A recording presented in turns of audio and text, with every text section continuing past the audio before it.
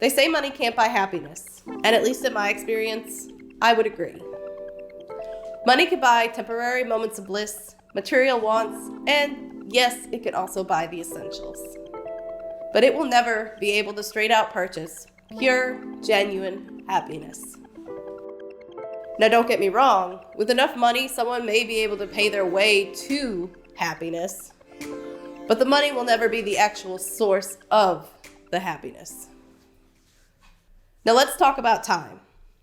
In my opinion, time is our most valuable, non-renewable resource, and quite often, the one most taken for granted. By the time we realize we've wasted time, it's already too late.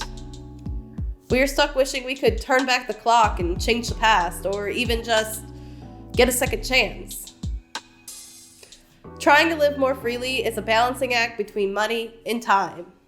In most cases, we need money to survive, and we need time to be able to enjoy this life to its full potential. Typically, the more time you invest, the more money you make, but at what point does your time become more valuable than your money? Yes, we still need to eat, keep clothes on our bodies, and keep a roof over our heads. But do we need the biggest house? Do we need a brand new car? Do we need the latest in designer shoes? Balance and sacrifice. That's what it boils down to. Figuring out what adds value to your life and what does not. And ridding yourself of the things that waste time and distract from what's really important. I've already lost a great deal of time with a lot of people I care about. Some due to circumstances that were outside of my control, and others due to choices that I've made. There are a few I will never be able to make it up to. But from this point on, I will live with intention.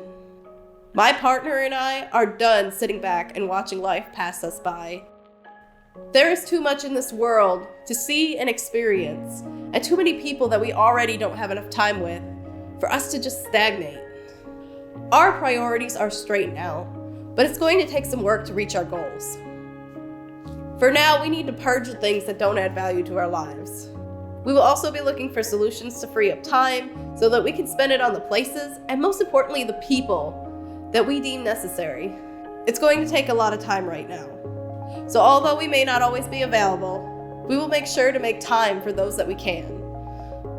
After all, tomorrow isn't promised, and we don't want to miss out on something today that won't be here tomorrow because we got so focused on tomorrow. Living in the present while preparing for the future. That is where our story begins. Welcome to Naturally Different.